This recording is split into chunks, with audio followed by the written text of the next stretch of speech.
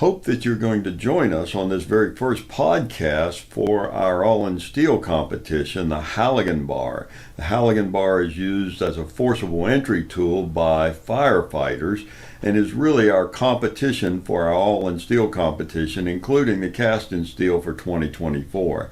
I thought it'd be really useful to talk to not only Ben Abbott, who has made the Halligan bar for the Forged in Fire original competition using Halligan bar, and a new friend of mine, Andrew Pristach, who really is capable. He actually designed Halligan bars, has done a lot of work on the history of it, has a broad familiarity, does a lot of training, develops the equipment to test the Halligan bars. So if you're a student or a team that's involved, even if you're not a casting, if you're in forging or in additive manufacturing, this podcast should really be helpful. Ben really contributed talking about some of the experience he had during the competition, and Caelan gave us some input as well. So I really hope that you enjoy this podcast. We're going to continue to do additional podcasts on the Halligan bar, how to forge, how to additively manufacture, how to cast it, so that you can get the optimal performance and do well in our competition next year. I hope you enjoy it. Please let me know if you have questions or people that we ought to talk to. Thank you. Andrew, thank you for joining us. Thanks for joining us. Ben, thank you for joining us as well. And Caelan, this is our first podcast for our all-in steel competition. And the all-in steel competition is really an expansion of our cast in steel competition, which is really directed at getting university students to learn to make things and get excited about making stuff. So the first thing I want to do, because this is our first podcast, is show what kind of competition we are and how we got here. As I got to learn more and more about a Halligan bar, it seems like it's a really pretty cool item. And the kids should be excited about it because you get to smash crap with a Halligan bar. It's not like it's just a wrench that you get you undo things with. So I think that's going to be fun. And so I'm excited about it. When we first started casting steel, I wanted to find an expert who could be a judge and help out. And Ben Abbott was generous enough to join us and has been a judge for all 5 years. And he's just been a tremendous asset. So when we started looking at a Halligan bar, I started going online and trying to find somebody who's really smart about Halligan bars. And Andrew, clearly you really are an expert. You were telling me a little bit about yourself, tell me a little bit about tradesman fire and fabrication, and explain about the two Halligan bars behind you. Okay. Well, yeah. So I'm Andrew Pristach. I work full-time for the city of Spartanburg in South Carolina. I'm an acting sergeant there. I've been in the fire service since 2011, started in Northern Virginia. Now I'm down here. On the side of that, I own a company named Tradesman Fire and Fabrication. We make training props for fire departments, mostly for forcible entry. So the training props that you would use to teach a fireman how to use a Halligan bar, I make those. There are a couple on the market, but I make one of the somewhat more popular ones. In addition to that, so I've been a fire and service instructor for, I don't know, probably the last 7 or 8 years, all over the country, conferences. I'm a published author for the topic of forcible entry. A couple of years ago, had the opportunity to start helping to design tools. So I was the co-designer of the Council TD30 Halligan bar, which is one of the more popular ones on the market, as well as the FE6 Axe and a few others that are set to be released here soon. So, well, that's cool. And you were telling me that you put two Halligan bars behind you that have some historic or meaningfulness. What are those two bars? So on the top there is an original. We call them Hughes because the designer of the Halligan bar, Hugh Halligan, he was a fire chief. So he designed the Halligan bar and also a tool called a Halligan hook, which is now known by a different name. It's now known by a New York hook. Back in, I think, 1948. Mine's probably early 1950s. It's a second generation with the cursive lettering in it. And then on the bottom, I have the first Council TD30 that was off the forge line. Oh, that's great. That's Somewhere great. around I here. I think I have did the put first on the 3D printing of it slide, by too. the way, so people can look at it, two of your Facebook videos that you have. And of course, your website is there as well. I do have a little bit of your background here. Looks like you do training as well, I pretty do. extensively. I do a fair bit of teaching, hands-on and lecture. What's the hardest thing about teaching people to use a Halligan bar? I mean, what is it? Forcible entry. What are the real challenges of teaching people how to do it? Well, so both there's I like to like the devil's in the details with a lot of it. The little details make big changes. So getting people to realize that like those details matter is a big part of it. Um, it's both teaching physics essentially, but also because of the circumstances that these tools are used in, it's a very acutely stressful environment. Your normal, what some people in psychology would call type 2 thinking, where you're actually thinking about things, kind of goes away, and you are completely in type 1 thinking. So trying to teach somebody to operate in an environment where they're not going to be able to think the problem through is one of the bigger problems that we deal with. I don't like the term muscle memory, but trying to teach it to the point that it becomes an autonomous skill as a Sure. psychomotor skill is the biggest thing we deal with. So there's essentially a checklist of things you do, and you just do them every single time, Mm-hmm. and if banging on the door doesn't work, then prying the door at the hinge doesn't work, and pry the door at the, whatever. Yeah, providing a like an algorithmic approach. So I have a plan A, a plan B, and a plan C. If plan A fails, it fails into plan B, fails into plan C. Somewhere in those three steps, the door is going to fail, is essentially the path that we take with that. I actually saw in Stamford, Connecticut, we did one of the Fortune Fire shows on making the Halligan bar, and we got to stand there as I made the, like, what we call the hero weapon, which is you guys are going to be making this, and then so I made a Halligan bar, and then in practice they tested with my Halligan bar to see how it would go, and yeah, they had one of those doors like was in your picture, like in this picture right here. And it was, you could tell this is the routine. Bang with the flat end, that doesn't work. Pry with this end, that doesn't work. Have someone bash this with the axe, bash it into the door jamb, pry it open, get inside. It was an interesting technique. So I've seen that episode. Stanford, Connecticut, I believe he's now the interim chief. Did you meet Rex Morris while you were there? Yeah, he was the deputy chief of operations. He retired off of the rescues in FDNY. He's a personal hero of mine. Yeah. He wrote the New York forcible entry manual. So a lot of what we use at least has the basis in his writing. So it's a good guy. I was shocked, by the way, when you finally learn the terminology. Looking up Halligan bar gets you a little bit of information, but if you put forcible entry into Google, there is a huge amount of information about how you use a Halligan bar, what the features are. And of course, Andrew, before I told you before, I had mistaken when I looked up forcible entry and Andrew Broussard, who's a Canadian guy, and the firefighters of Canada have a whole website on forcible entry with all kinds of information on design and use of the Halligan bar and the other tools you might use to bust open doors. The last about 10 years have been a massive renaissance in fire service training. A lot of it's been driven by people more easily able to connect and share information, social media. So that's become not all of it good information, but a lot of information being shared. But yeah, the last 10 years have been huge with that, and a lot of us coming together. I know Broussard personally, he's a friend of mine, and being able to know people all over the country and share techniques, which were very, very regional not that long ago.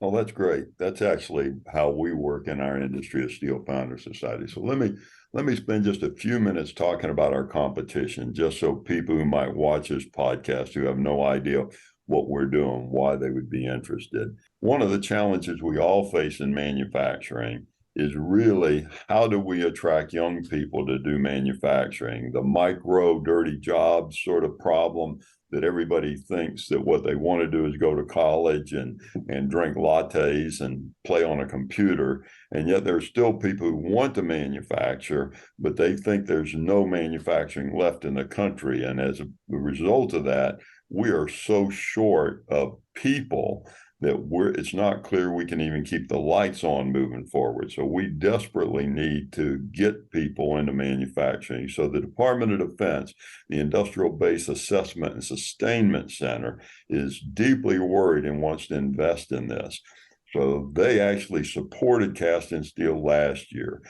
6 years ago, when we thought about starting it, I thought, because we worked with 8 universities, that we challenged them to make a Viking axe. I assumed that we would get 5 Viking axes to test. And so we just get a hotel room and let the kids play with a couple of things, and they'd have fun, and we'd get maybe 20 or 30 students that we would talk to. And the very first year, we ended up with 16 universities and 20 teams. And being an association guy, I knew this was a big deal. So I reached out to the Forge and Fire celebrities. I knew I could hire them because they're not that big of celebrities. and actually, it was, and they all have their own business. So I could find out their knife making business. But Ben was really gracious and has been a huge asset to us. And the students loved talking to Ben. And we were very successful. And you can see how every year this program has grown and grown dramatically. So last year we had 42 teams sign up, and we actually ended up with 32 spears to test. My heart was beating so fast when they picked us. It just felt great. All my exhaustion was wiped away. My heart kept pumping. The whole process of sand casting and post-processing was super fascinating to me. I had never made any weapon before or sharpened any blade, and learning all the process of grinding and polishing and all that was super spectacularly interesting to me. It's an experience outside the classroom, so that's anything like that is very valuable when you can get outside the classroom and apply what you've learned in the classroom. We all watched Forged in Fire, but of course we know all the judges from that, so it's an honor to be here today and be judged by the Forged in Fire judges. Our team's biggest takeaway was learning how to work in an actual industry foundry.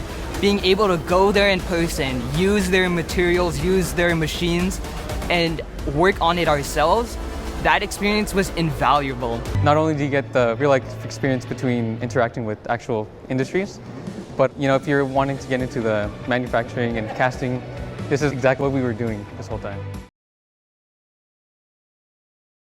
We talked about the origin of the Halligan bar. What does each part of this do? What do you do with this? What do you do with that end? The end that you were pointing to that's labeled the forks, you've got 2 individual tines, and then where it meets the shaft, just so that I keep terminology on page, that would be the shoulders. Okay. And then in between where it's got the parallel opening for gas shutoffs thing, that would be the crotch. The other side of that would be known as the bevel. So we have the backside of this would be the bevel on the outside curve, mostly because the originals of these, they weren't curved. It was more of a triangle shape. So it technically would be a bevel. Yep. So what we're using the fork side for is mostly, so primarily this is a prying tool. We use it for a lot of other things. We use them as striking tools for piercing, expedient anchors for repelling. But primarily these are prying tools. So with it being a prying tool, the primary use of the forks is going to be an inward swinging door. So the door swings into the room you're entering. Right.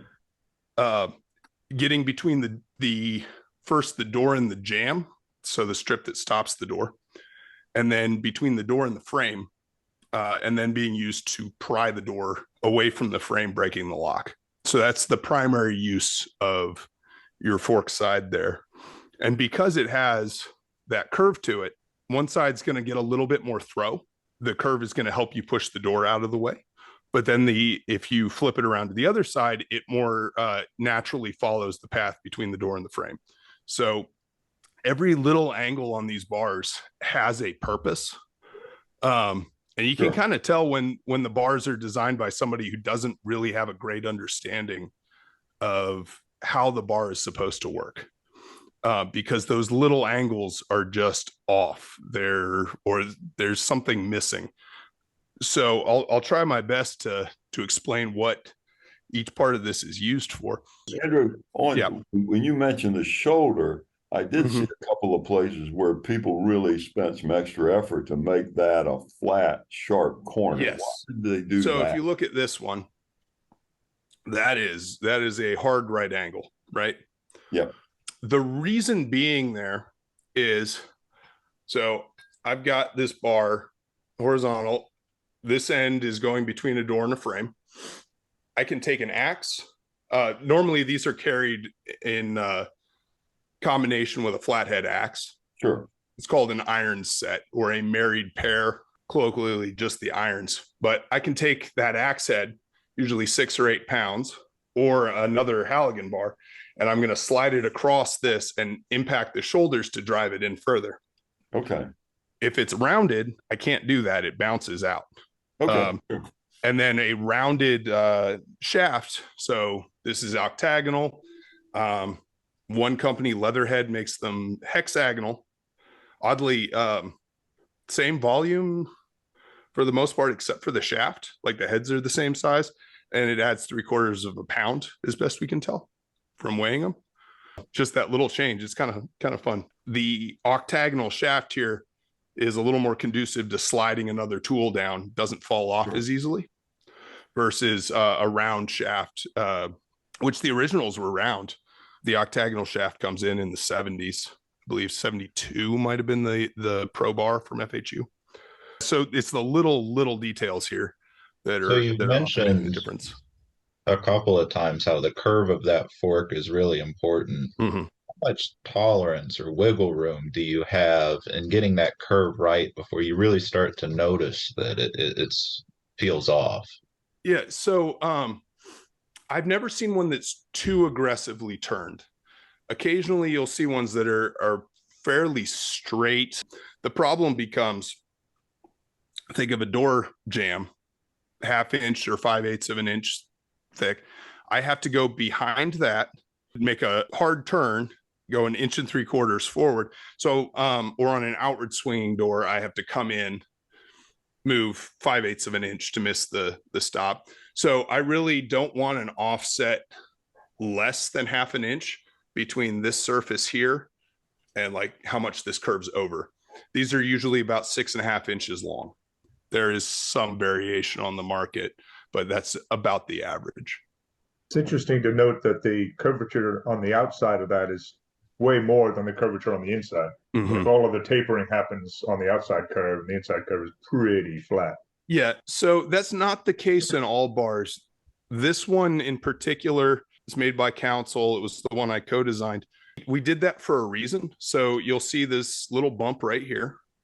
That's pretty much your point of no return. If you drive it in further than this, you start really losing mechanical advantage. You lose the curvature of this helping you out. So we wanted a positive stop to tell you, point of no return, don't go any further. The midpoint of the forks is marked. So you'll see this as aftermarket, a lot of guys do, or there are 3 or 4 probably bars on the market that are marked for depth at a couple different places as something standard. But the middle of the forks gives you the best mechanical advantage. So we mark that. And then we also wanted, as this, because this is getting struck in from this end, we wanted that force to travel in line all the way through to the fork tips as much as possible. So if we had that curve happening from this side away from the bevel, we start getting an eccentric load put on the bar, and you can lose. I'm not the physics guy or the metallurgy guy with this.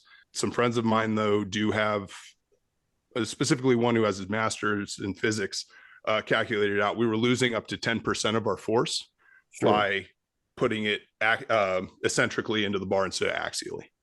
So that's the reason why all that curve is happening out here. And we're trying to keep that in line as much as possible. Cool. And Andrew, am I looking at a parting line or were these drop forged or cast? Yes, these were drop forged. The most popular ones on the market are drop forged. Again, I'm not the metallurgy guy. I will say that cast has a very bad reputation in the fire service, specifically because of some terrible tools. I'm sure you guys can tell me a lot more about cast versus forged. As I understand it, the little bit of reading that I've done into it, wear resistance is, when that's needed, is generally going to be forged for tools. We do see differences in brakes when these tools fail. I only have anecdotal evidence. I haven't done any large scale studies on this, but I also do see a fair number of doors forced every year. There are maybe 100 people in the country that see as many as I'm going to in a year. So we see some tools break. And they do tend to break differently, sure, depending on how they were made. There are a couple investment cast bars on the market that are single piece. Yep. The one that I would say would be the interesting comparison there. Well, so drop forge, the 3 or 4 most popular ones on the market are all going to be single piece drop forged bars. Sure. The interesting case study, I would say, would be there was a company that's no longer making them called Iowa American Fire Tools. They were active in the 80s, I believe, maybe into the 90s. And they made a almost exact clone of the Firehooks Unlimited Pro Bar, which is the most popular one on the market. And the cast tools held up. They were this, as far as I know, there's a lack of documentation to some of this because they haven't been made in 30 plus years. But we did see the Iowa American ones bend far more, and like breaking off the adzes was not uncommon. And like, I don't have one. A guy I used to teach with had several, and all of them were fractured or bent in the middle. They just did not hold up the same. And as far as I know, they were both 4140 steel. Yes, Andrew, that's really good information. Hold up your bar a minute and let me ask a couple of questions about the breakage. Okay. If I look at that as a casting and you want it as cheap as possible, and you've just given me minimal mechanical requirements, just strength of the alloy itself, not quality of the casting, then that chunky thing where the ats and the spike come together, I'm going to have a hole in that. So I would expect one of those to break off if I really put a heavy load on it. Which is not uncommon with cast bars. Now there's a guy, I believe his name's Fred Malvin. He bought the rights to a bar that was previously 2 forged pieces that were welded together called the Azel bar. Okay. He's now investment casting the same bar. I have not heard of the same amount of failure on those. So I would assume that he probably went with more quality than some of the earlier ones. I'm guessing casting's got a little bit better. I'm guessing he has a magma license. Yeah, we actually do computer modeling to make sure it's sound these days. And the other thing that you mentioned early on was forged bars tend to, because you have all of the inclusions smashed like pancakes in the direction you roll it, and even the stuff that you bend over, still the rolling direction is in the direction of the spike or the at. So yeah, you have good properties in that longitudinal direction. So they should have better ductility. They'll bend. And they can have better toughness, but they won't have better wear resistance if you choose the right alloy, because we make the wear resistant alloys that you can't forge because they're too hard to forge. Yeah. Like I said, I'm not the metallurgy guy here. I wrote the spec for the TD30. One of the things we did put in there was that it was forged out, a single piece forged out of 4140. I believe the original spec was written for 4140 chrome vanadium steel. That ended up getting walked back just to 4140. It hasn't hurt anything. The chrome vanadium would have made it, I believe, 10% lighter for the same amount of strength, but we didn't end up needing that. I know there are a couple other metals that we did look into. I think 4340 was one that we looked at, and it just expense. We didn't need it for the extra strength that would have gotten us. So yeah, and we're deep in the weeds in that metallurgy stuff. But what your observations are perfectly reasonable. If I make a 3-piece casting, I have no idea why I'd make that a 3-piece casting, other than it's a pain in the butt to make something that long. I mean, it's not that difficult to do. But I can see if you had 3-piece castings, the welds breaking, and then on the claw side, they're not necessarily welded. Some of them are pinned. That Paratech that I was talking about is pinned. Yeah. Now they don't generally break at the pins. Because they're socketed. They'll break just behind the sockets. Sure. But and also, so there's a company called Leatherhead Tools that sells a fairly popular one. That's a 2-piece. The pick is welded on. That I've personally had 2 of them break in my hands. They say their quality control's gotten better. I haven't seen one break since then, but it was breaking at the heat affected zone for the welds. Okay. There are 3-piece welded ones as well. And then there's a press fit one, company called Flame Fighter, and I have yet to see one that stays intact under heavy use, because it literally is just the heads are press fit on and they powder coat them to look like a single piece. Wow. So there's a couple different ways to make them. Sure. But forged is definitely the most popular as far as and has the best reputation in the fire service. So you know, you're saying about using 4340 to lighten the bar. In my conversations with the firefighters that I met, they're not necessarily looking for lighter. They're not. The weight is a part of the tool. You know, you wouldn't want to make one of these out of titanium or something just so that it's light. They did make them out of titanium. It's too brittle. Yeah, but I mean, I don't know that anyone not missing cares parts about the extra 2 pounds. Because the lightness for us was more that we could make it thinner for the same amount of strength. It wasn't so much a weight reduction. There's a aluminum version on the market. It bends terribly. I would not carry one, but it drops 2 pounds off of it, something like that. There is a limit for too heavy, probably somewhere in the 11-pound range, because you got to remember, I'm on a fire engine right now that's assigned high-rise duty.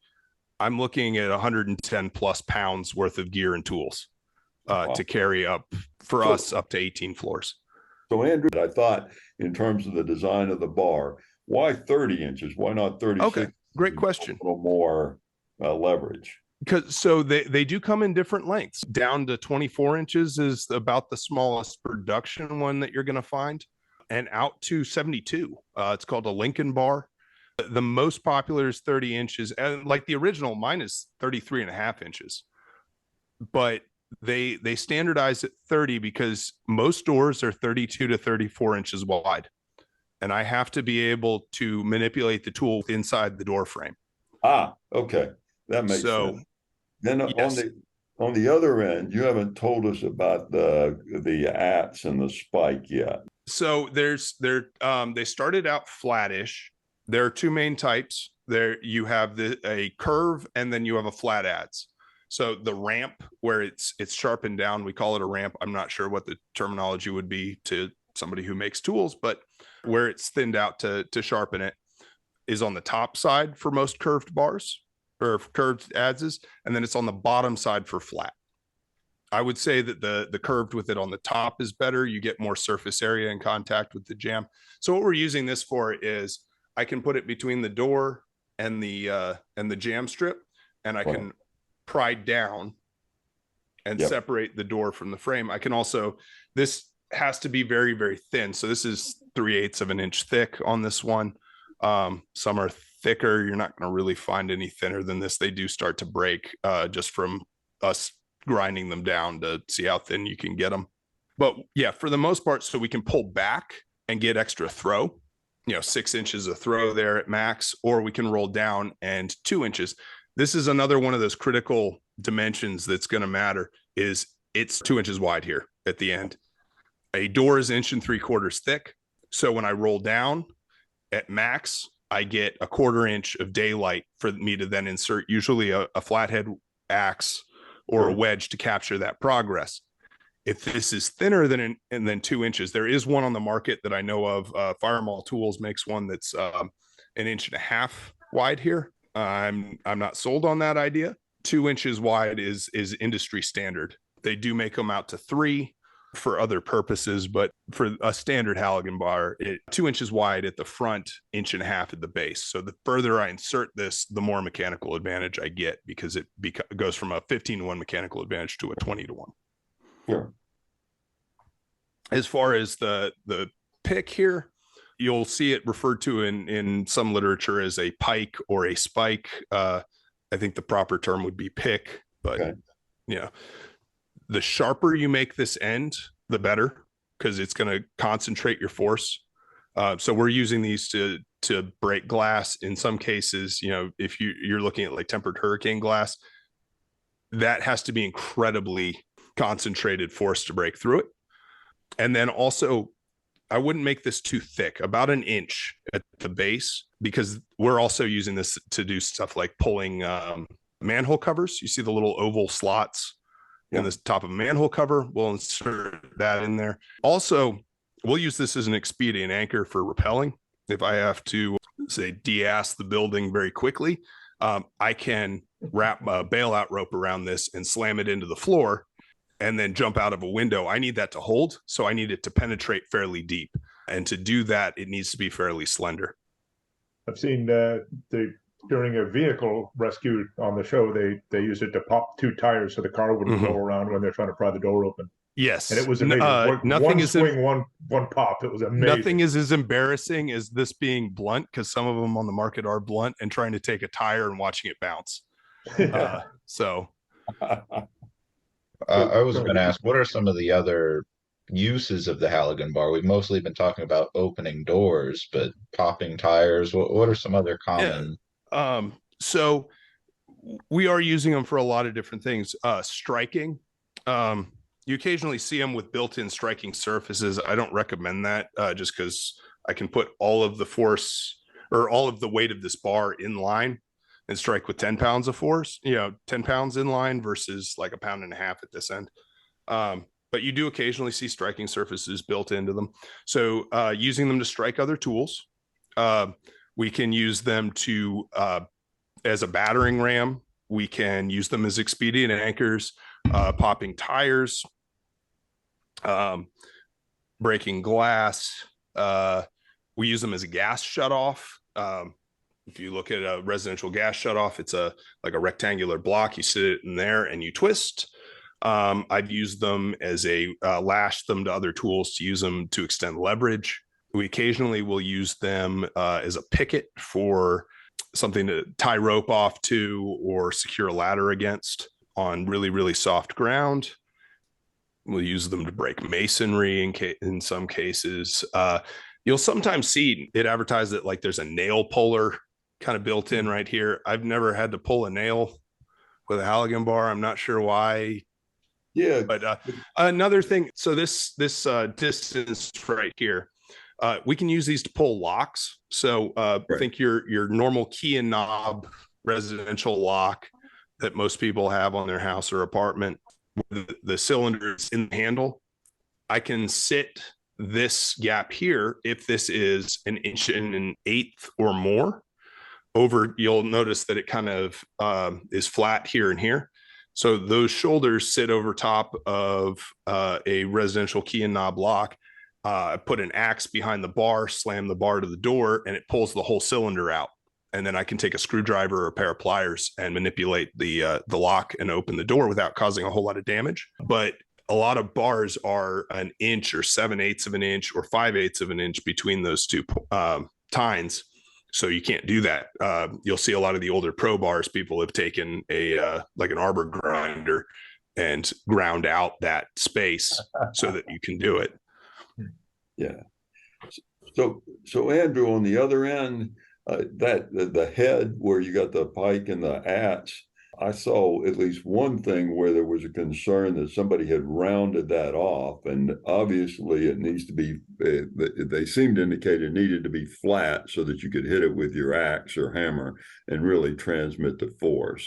So probably this back angle here Yeah, I would have it. So I would fillet those edges, like I did here, just about 1/8 of an inch. I wouldn't have it a hard edge because you're going to get mushrooming because you're striking this with an 8-pound axe at full swing, moving 70, 80 miles an hour. Is a lot of force. You can see on this one, it's starting to mushroom out. So we don't want that to roll too much. There were other manufacturers that made this kind of a big shepherd's crook. One of the things that I'm very particular about is the radius arc of this. So if I measure from the back of the pole, the striking surface opposite the working end of the tool here, to the end of the forks, and then from here to the end of the forks, I want that to be 30 inches on both of them. So a 30-inch radius arc, right?